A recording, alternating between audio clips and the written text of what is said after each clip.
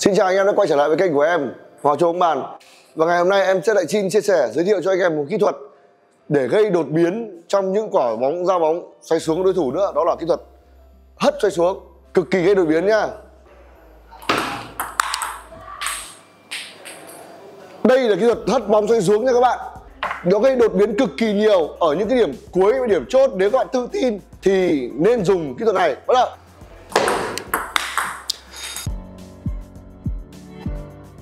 Cửa hàng Hoàng Chốt Bóng Bàn xin kính chào quý khách. Với nhiều năm kinh doanh các sản phẩm dụng cụ bóng bàn, chúng tôi đã tạo được uy tín lớn trên toàn quốc với các sản phẩm chính hãng, giá cả cạnh tranh và dịch vụ sau bán hàng tốt nhất hiện nay. Cửa hàng Hoàng Chốt Bóng Bàn cũng vô cùng đa dạng các sản phẩm, mẫu mã đến từ các thương hiệu lớn như Butterfly, Zola, Xiom, Itaku, Yasaka.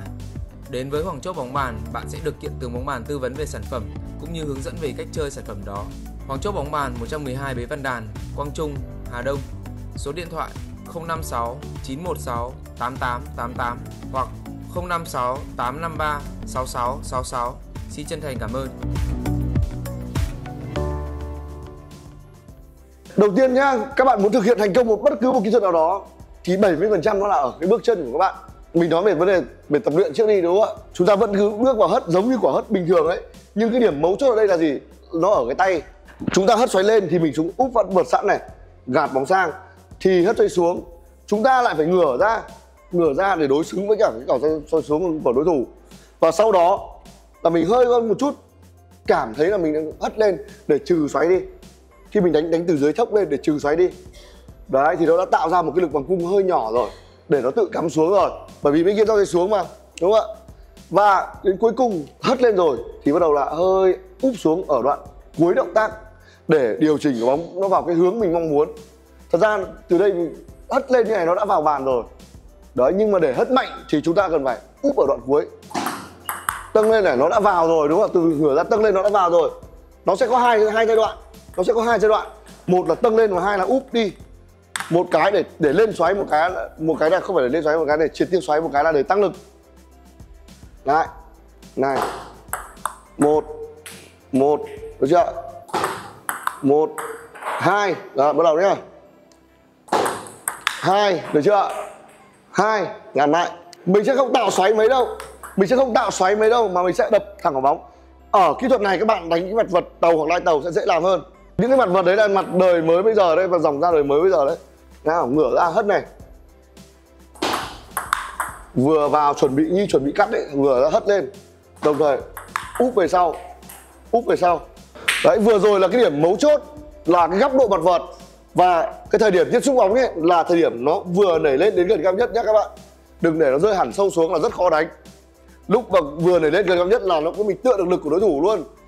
Và sau đó, sau khi góc độ và thời điểm bóng rồi thì nó liên quan đến động tác tay. Chúng ta sẽ dùng lực ở cái cẳng tay này gập vào. Được chưa? Đấy, hơi dài. Ngắn thì mình mới giật được nhá, mới hất được nhá. Bên này, được chưa? Gần như mình đánh thẳng lên và úp đoạn cuối.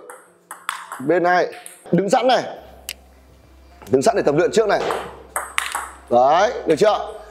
Đây các bạn nhìn này, vào này, tâng này, chuyển luôn, tâng chuyển luôn, đúng không?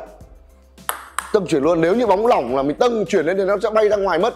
Nhưng bóng xoay xuống nó có xoay xuống cộng vào thì các bạn sẽ vào bàn được. Còn nếu như bóng lỏng thì mình phải úp sẵn rồi, đúng không ạ? Này, vào, tâng chuyển, vào, tâng chuyển, đúng không ạ? Vào, tâng chuyển, làm lại nhá.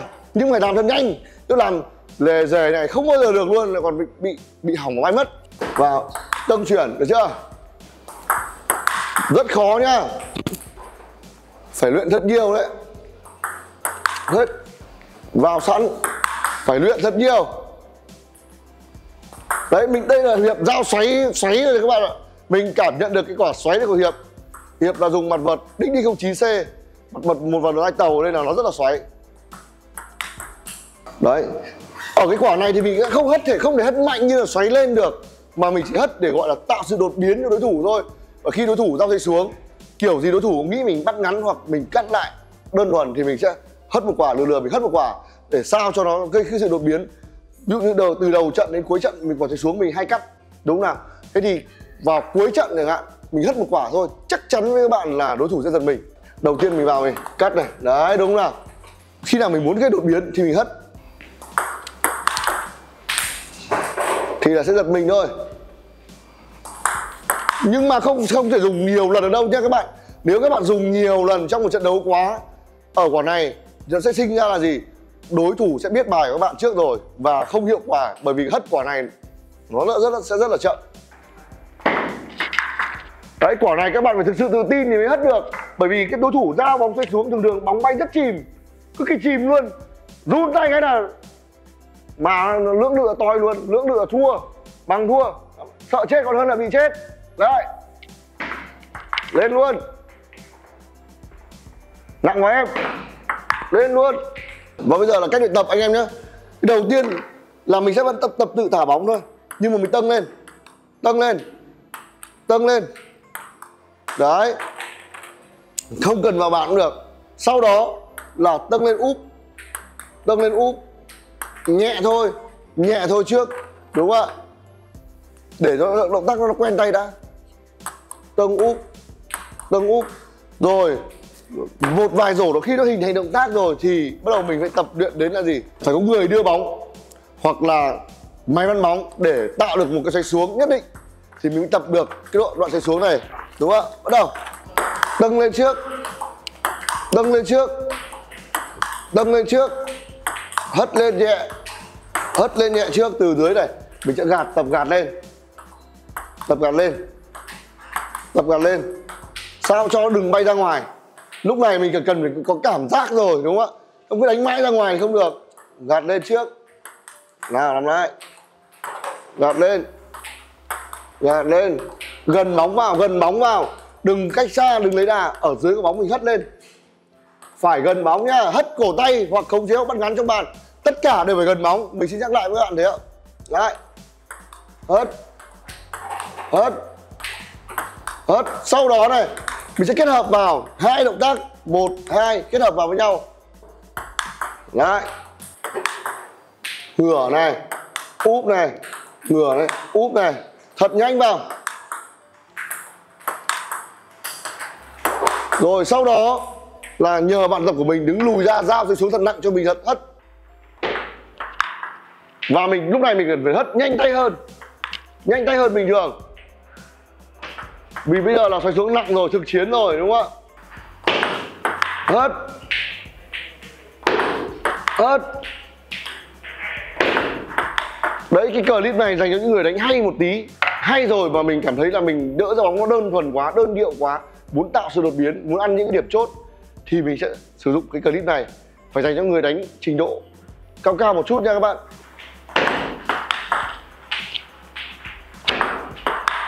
Đó.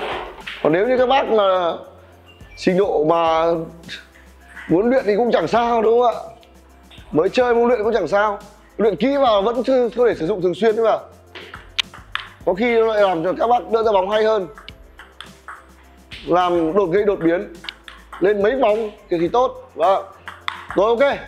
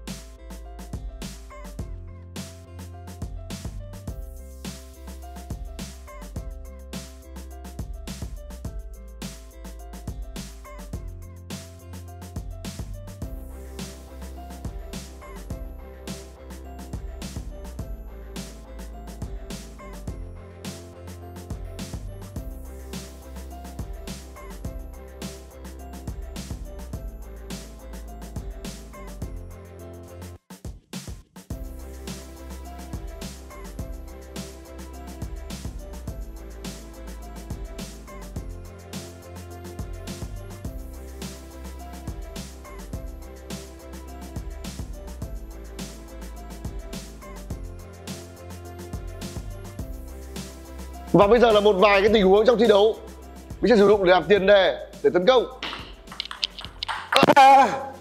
Mình sẽ gây bất ngờ cho đối thủ không bất ngờ thì mình phải chấp nhận. Đấy, gây bất ngờ để mình sẽ tiền đề để mình tấn công ở sau. Lại, hất, Hoặc là trong những cái trận đánh đôi ấy, người ta rơi xuống rất nhiều thì mình sẽ sử dụng để hất rất là hiệu quả nha. Giả sử như đây là đang đánh đôi đúng không ạ, mình sẽ hất thẳng luôn, thẳng luôn, thẳng luôn. Ok. Và vừa rồi mình đã vừa chia sẻ và hướng dẫn các bạn kỹ thuật hất cổ tay bóng xoay xuống ở trên và trong bàn xong rồi. Cảm ơn anh em đã luôn ủng hộ. Nếu cần các sản phẩm về dụng cụ bóng bàn thì ủng hộ mình nhé. Cảm ơn anh em rất nhiều. Xin chào và hẹn gặp lại.